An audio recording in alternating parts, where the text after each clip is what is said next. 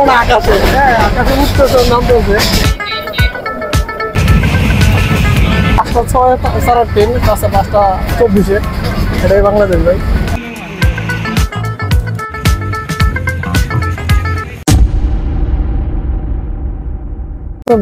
It's my turn again, come back with another vlog video.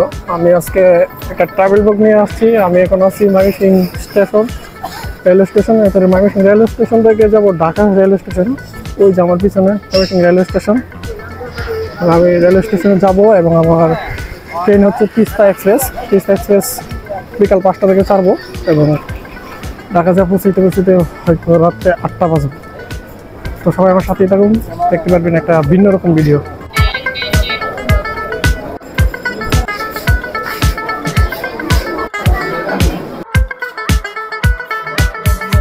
আর 5:06 ছাড়ার কথা, এখনো লাইনে আসে নাই।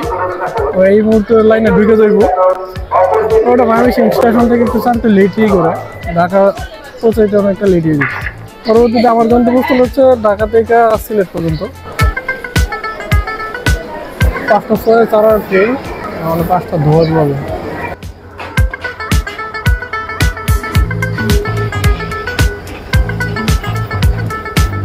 বাংলাদেশের অবস্থা 5:06 ছাড়ার কথা ট্রেনটা ময়মনসিং জংশন থেকে, আর এখন বাজে 5:15 আসতে পারতো ট্রেনটা। এটা হচ্ছে আবার তো অবগি, এটা হচ্ছে আল্লাহর হস্তে ট্রেনটা ছাড়ছে এবং 5:06 ছাড়ার ট্রেন কাছে 5:24, এটাই বাংলাদেশ ভাই। এখন আমার গন্তব্যস্থল হচ্ছে ঢাকা, ঢাকা থেকে পরে সিলেট।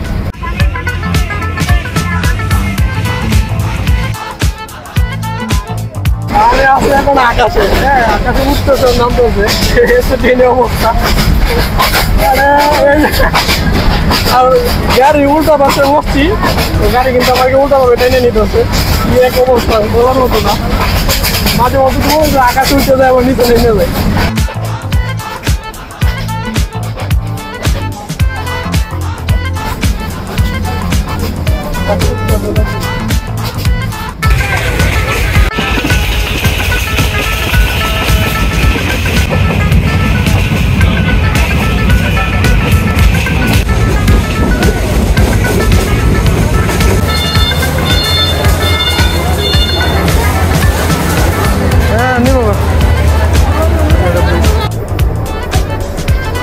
এখন আছি কমলাপুর রেলওয়ে স্টেশনে, ঢাকা।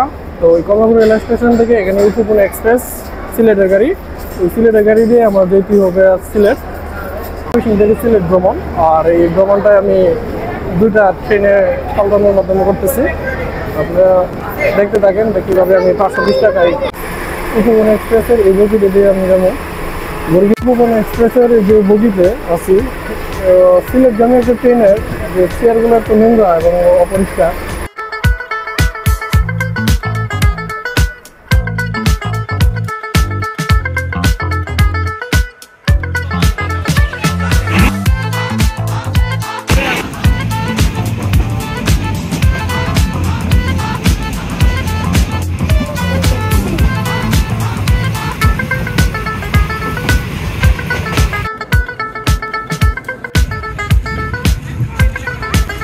অবশেষে পৌঁছালাম সিলেট স্টেশন।